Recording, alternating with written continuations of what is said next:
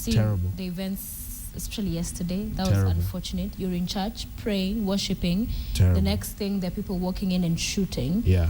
That is scary. Sophia, what it's going to open, unfortunately, is sectarian warfare in this country. Because then I also saw a taxi driver who was attacked because he looked non-Muslim and he had to dump his tuk-tuk and run away.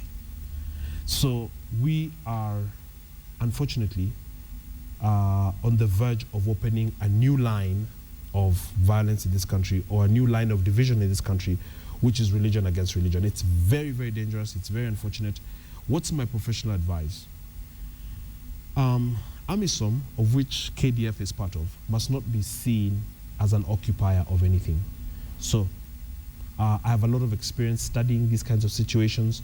You know very well that the conflict in the West Bank that has continued for decades, that has spilled so much blood and lost so many lives, babies' lives, innocent lives, women and children and everything, stems from the fact that the Palestinians feel that Israel is a modern-day occupation.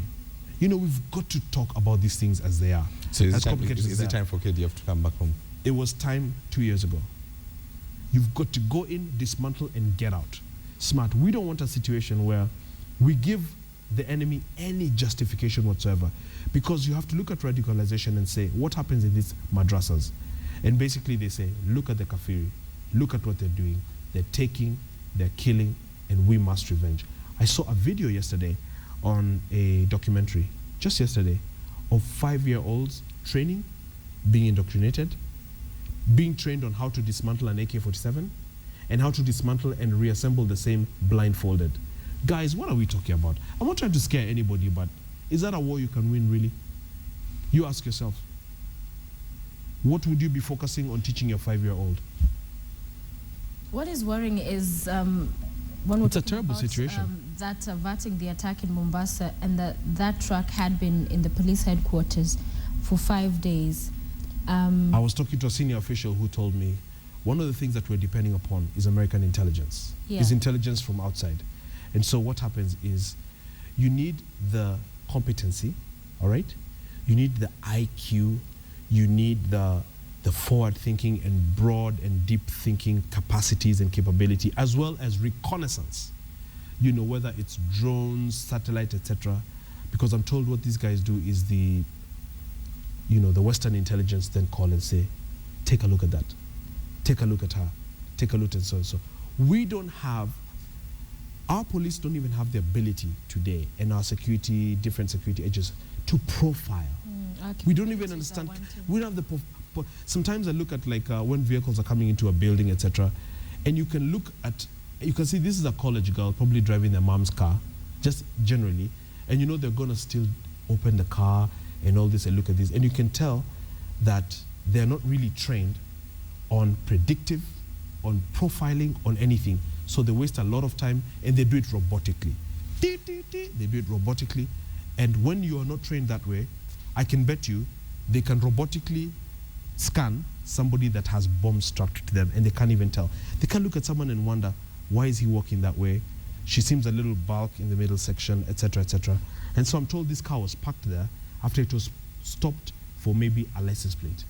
Then 2 days later, they were tipped off that you probably should check in there. And they opened that car and found... belonged to the car.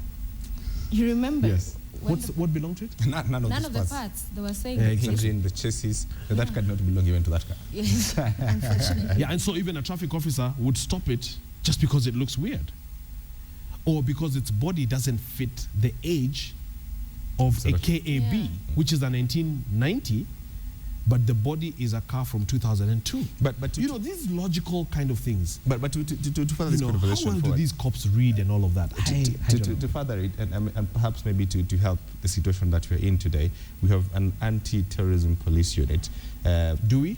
Yes, we do. Yeah, we have ATPU. a department. We have an ATPU. Yeah. Shouldn't we have a scenario where, because but I'm saying tongue in cheek. No, we really? No. Terrorism really is a big issue, Benji.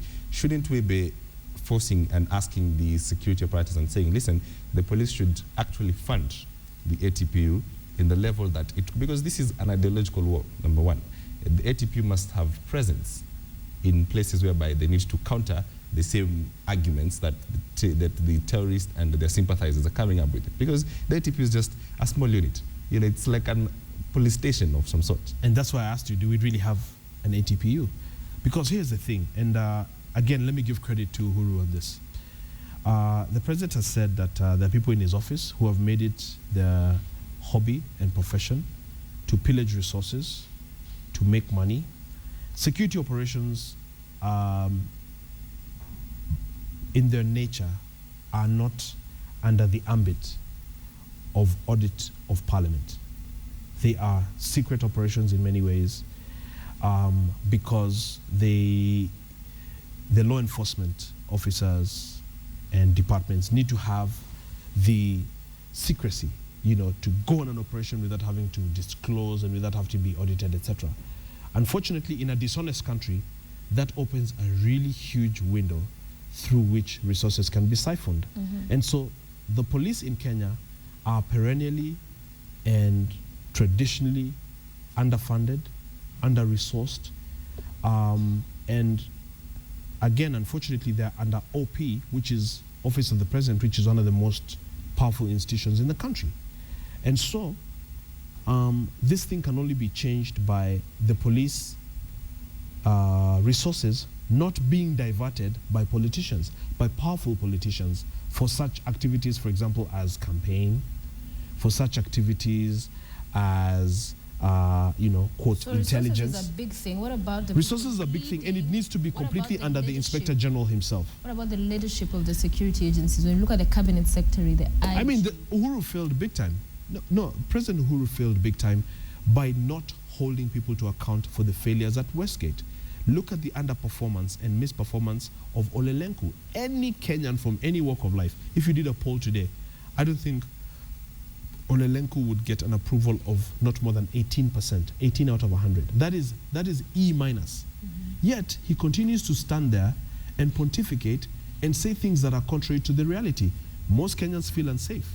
Most Kenyans are worried about thugs walking around, marauding all over, from the high-end estates to the low-end State estates. House Road. From State House Road to Shauri Moyo. Thugs are running around, jacking cars with guns, and Kenyans feel unsafe. Yet, Ole Lenku stands on a podium and says that if you criticize the agencies, then you're being unpatriotic. I mean, come on. Kenyans don't want a guy like this running their security. Kenyans want a John Michuki running security. Where's my camera? President Uhuru, go find a John Michuki to run security. Just go find him and let him get down to business. This is a big deal. Cost of living is high, and then Kenyans are insecure. The little they have is taken. Sophia, come on. What country is that? In a digital government. It's unacceptable. And you know what's worse? Is the enemy, one of their strategies is to watch you. That's what they do. They're in here. They're in Eastleigh, they're everywhere. They're on Mombasa Road. So what they do is they watch you. So they see that you have Rachel Omamo there and Ole Lenku there, etc., and no one really pays a price. Then they say, look at these guys. We're going to hit these guys again. It's as simple as that. Let's talk Turkey, Bwana. This is a serious issue. This is an issue. Yesterday, people were in church. I feel very angry about it. Yeah. Yeah. I mean, there's so much you can say about, you know, security and terrorism. And what Kimayo must do is, yes, look at the licensing and all of that, but he must have many, many, many undercover, plainclothed, civilian even, trained officers.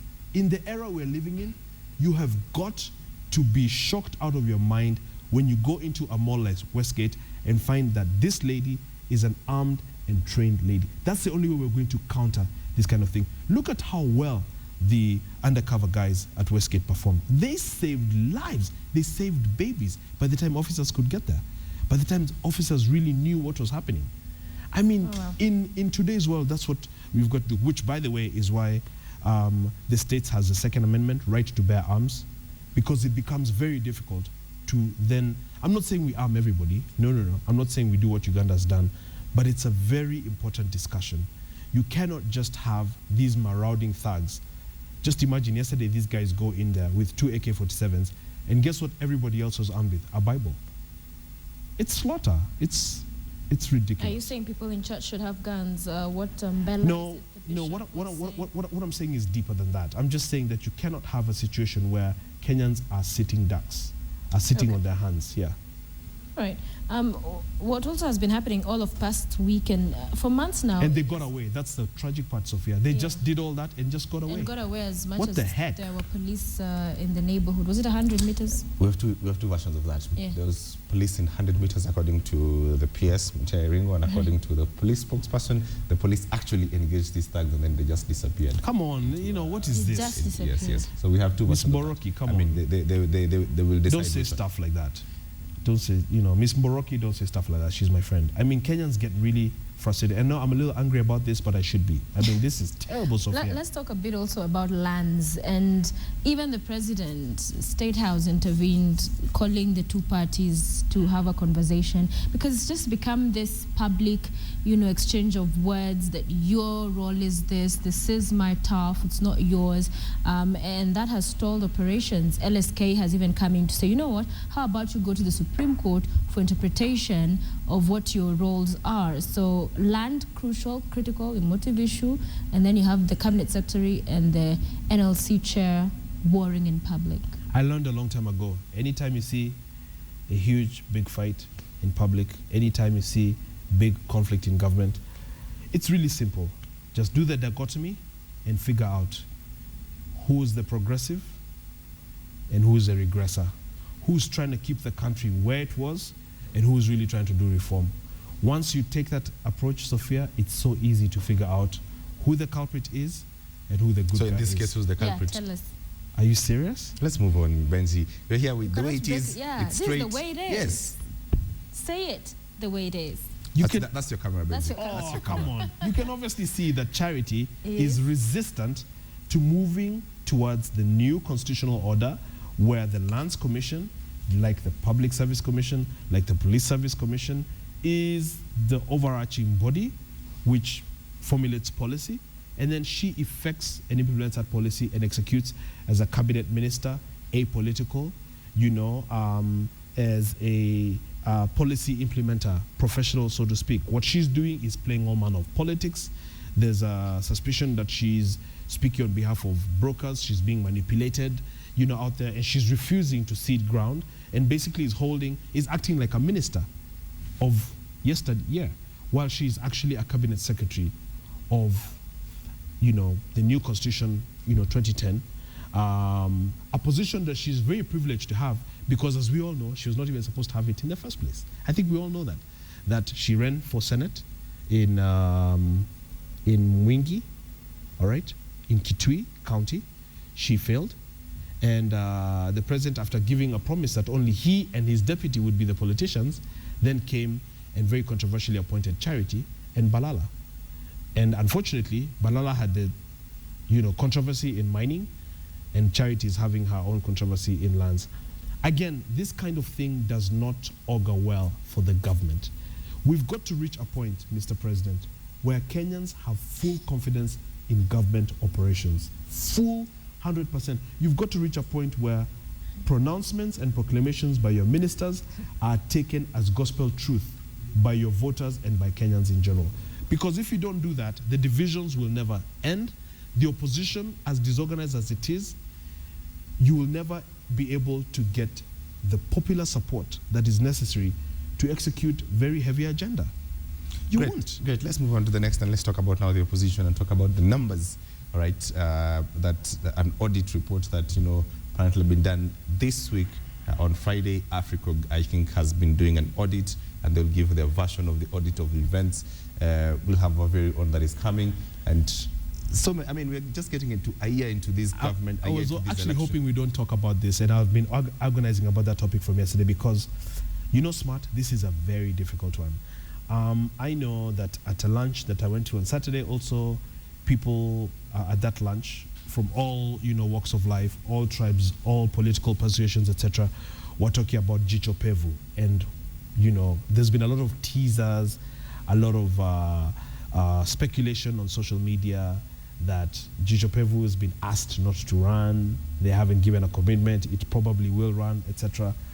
Well, it will run. Let's say it will run. Let's focus on Well, we don't know. Right. So But let's focus on the the reason numbers. is Yes. it's because this Gichopevu investigation shows the same thing that this CORD investigation showed yesterday. I understand from the report that Raila Odinga's What do you mean it Facebook shows the same thing, Benji? that there was a problem with the numbers on March 4th. Allow me to just go deeper. I didn't really want to talk about this. Like, Raila's have you Facebook watched page it? apparently. No, but I'm privy to some, and I've watched other things. Oh. That's the thing. your camera, Benji. No. I don't want to talk to You've the done camera on this one. I don't want to talk to the camera on this one. But seriously though, Raila Odinga's Facebook post said a storm is coming. Yeah. Then that post was taken down in an hour. There's been a lot of questions, even on the floor of Parliament, as to why he's abroad and for the length of time that he is. Let me just say this the best way that I can. storm is This coming. is a very sensitive topic. And the antenna for CORD should have gone up the minute Jubilee spat out Musalia Mudavadi as a flag bearer. Because there are reasons why Mudavadi had been chosen to be the flag bearer. So again, CORD has been defined right from when it was in government by recklessness, by confusion, by antipathy, and all of that. So once again, once Uhuru was a flag bearer per se, given all the issues that are there, I think the flag should have gone up at that point. If the flag didn't go up at that point, the flag should have gone up at the second point, which I'm about to demonstrate. The Elections Act 2010 stipulates very clearly, and I quote, that election results from returning stations must be transmitted electronically to the National Tallying Center, upon which the hard copies are then brought to the National Tallying Center for verification. The reason for that piece of legislation, for that amendment, was because the Kriegler Commission made it very clear that Kenya had a very dark history of rigging that had led it to bloodshed. That 2007 didn't just occur in a vacuum. There was systematic rigging right from 1992, you could say, when Matiba was on the ticket, right from 1997 and the Likoni clashes. I'm told that you would have a GK car carrying ballots that would at some point turn, and a similar one continues carrying stuffed ballots. This stuff is real, this stuff has been there. And so once the electronic system crashed, that again was the second red flag that the Coalition for Reforms and Democracy didn't pick up on. So now, what they're going to do is cry foul after the fact. Well, they I picked think up on it, Benji. they've done what? They did pick up on it. They Went to the quite a Supreme bit. Court. Yeah, they Benji. went up to the Supreme no. Court because of Going the to the same. Supreme Court is They after the picked up fact. on it. Yes. No, Going to the Supreme even Court- press conferences during at Bomas, they Even were there. before. They talked Yes. about it all the time. Yes, but They did. I'm saying I was talking there. about things is not enough. So you remember very well. What are they supposed to do, Benji? You remember very well that from the beginning when tallying was happening, candidate Uhuru Kenyatta had an exact differential between him and his But and it's, his challenges. it's, Do you statistica- understand? it's statistically possible. No, it's smart. It It's is. not. I think you're playing fast loose on a very, very sensitive topic. I think the differential was exactly 200,000 votes, and if you graph it, like I saw someone do because I was at Bomas, it produced a perfect curve, and that's when they basically knocked the systems down and went to the manual. So, having said all of that, here's my final submission, which to me, as a believer in democracy and as an idealist that, is not partisan. For me, it's Kenya first. Whether it's Uhuru, whether it's Ruto, whether it's Kalonzo, whether it's Raila, whether it's Peter Kenneth. For me, it's the best man and Kenya first. Having said all of that, here's what I find, I have as a finding. It is not arithmetically possible. Arithmetically. And you remember traditionally even the CORD zones had under-registered to vote, even though they had the immigrations person, Sophia, as a ODM minister, Otieno Kajwang. It is not arithmetically possible to defeat the combination of Raila and Kalonzo, given that they're bringing Nyanza, which includes Isibania, Migori, Kisii, the whole of Luo Nyanza, the whole of Ukambani, 100% of Coast, half of Northeastern, and half of Nairobi. Where else have I left? And Western. It's just not. And so what I have seen on many different reports, because these reports are there, Mars Group have done an audit, AfriCog is doing an audit has been done in South Africa, is that there was a need to postulate this tyranny of numbers theory so that it can come in to fit a certain mindset after the fact. So, let me go to the last point. Of the election results from March last year, Sophia, about 2,600 Form 34s and 35s have actually not been released, and IBC has never given the final results.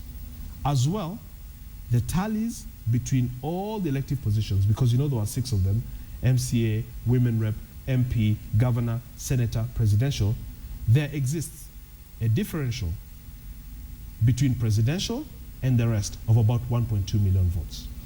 As to why that exists, as to why the finals have not been given, etc. Well, they're giving their audit in the next, I think, as next month or mid-year, as what yes, the but this is chair was saying. Sophia, we should not be very reckless. You're going way back to the process. We're talking about the fact that now CORD commissioned Sophia, this within audit 90 days, they should have given the finals. You know, we cannot sit here. You know, when you look at this country, we've got to, all of us, start taking a 100-year view or a 50-year view. We've got to move this country away from the divisions. And, for example, the best thing for President Uhuru, or whoever the president could be, is to have absolute acceptance of the situation. Now, for me, as a governance, student, yeah, if you call me, you've got to look at, for example, if a country is not accepting and moving on, I can't go and shout about it in bars. I've got to go and sit down with Professor Kagwanja and others and look at why. I've just seen in the Star here a plan to start to incorporate Ukambani, etc. I was part of the Makueni campaign, where people did not want to hear anything about the national government. Whereas traditionally, when the national government is elected, you then move towards it smart because you want roads, because you want hospitals, you want medicine. So talking politics about this issue here. If I go to a funeral and people are still saying that Kalonzo is vice president, what am I supposed to think? Benji, I'm not a changa drinker. Okay, Benji. The big question then, the big question that this audit then, in the end, the political connotation that it brings is that, well, this government has been fighting legitimacy issues. So you bring this report, and at this time, exactly my point, smart. It plays right in the hands of CORD, where at this particular point, the government cannot even attempt to go to, say, Makueni, for instance, where people are not accepting it as a government. So moving forward then, in terms of how do you bring it is a problem together? You know, how do you fix that? You know, I was at a function. How do you move away from an election like that, like 2013 elections? Let me test. There are those of us, the Captain Mbatis of this world, Cyprian Nyamamus, etc., who actually agonize on what this country needs to do and what this country has gone through, and who work to make this country better on a day-by-day basis. Some are unknown, some are relatively obscure, some are, known and sit at the treetops. There are those who do the quiet audits, who determine money is being stolen in the counties, who work for better pay for teachers and doctors, etc. And frankly speaking, when we observe the national scene, all right, just the other day, I think not more than a month ago, the former Prime Minister, a man who commands the attention and the following and the adoration of millions of Kenyans, said this in Kisumu, and I quote, to a mammoth rally, that these elections were rigged, that the military was used. But he's denied that. He said he was misquoted. He's accused Sophia, the media. I'm not going by what his political game is. I'm going by the footage that was caught saying in his language and in other language, and saying further that anyone who does not believe that is as stupid as his mother. If you're an analyst, you don't take stuff like that as a big fat joke. I can tell you, Smart, that in 2007, I had just returned home, all right, just in time for elections, and I was even an observer. And I can tell you, Smart, that during the campaigns, when people talked about Madoa, and most Kenyans thought it was funny, I thought it was hate speech, I thought it was very dangerous, and these kinds of things have roots, and they grow to trees, and they become, we don't move away. We don't move away from elections in this country, do we? No. And finally, let me just finish. Until 2017, we'll be talking about 2013. I actually happened to run into the former PM at a function that I went to 2 weeks ago, and I think I mentioned this maybe on a different show or on radio or whatever. And it was really interesting to me because, you know, I ran into the guy, we said hi, etc., etc. And when he was leaving from the staff room, this is in a private school in Lavington. This really took me aback a little bit. And he's leaving to go to the musical that we're going to. He was just mobbed by all these kids, and it was almost a security crisis. I mean, these kids are jumping on him and screaming, and these are not kids from Kangwari. And guess what they were saying? Baba, Baba, we love you. You know, I just stood there, and I was actually watching from the first floor, and he had gone down now with the security detail to move along. And I said, you know, you've got to understand the level or the reach of your influence, and then to speak within that, to speak responsibly within that, because I think every time he speaks, a lot of Kenyans are listening. You might think that, well, he's not in power or whatever. So we've moved away. But if the Uhuru government is looking for legitimacy, then it's got to find a way, and I think maybe it did, but not deep enough.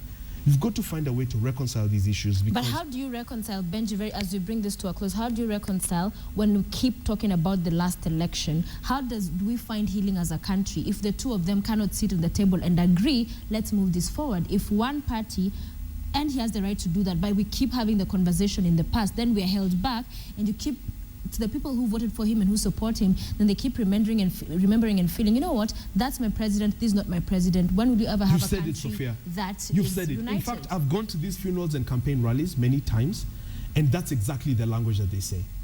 Even the local, you remember there are local leaders, then the opinion leaders there. Let me finish. There were Wazers there, the MCAs there. Sophia has hit it on the head. That's the language they say, and sometimes even in vernacular. That you guys, you know which president you voted for, and so this is your president. Senior you. Then they stand there, and you know they know how to do this game. You've got your, you know, you've got your radical senators, you've got your what? I saw a proclamation yesterday by Joe Mutambo, where he said that Duale threatened him. It was pretty humorous, you know. I understand, he says that Duale, I'm answering, I'm coming there, that Duale told him that his bill will disappear like the Malaysian plane, and even him himself. I mean, this is the kind of thing that these guys do. They know how to play the game.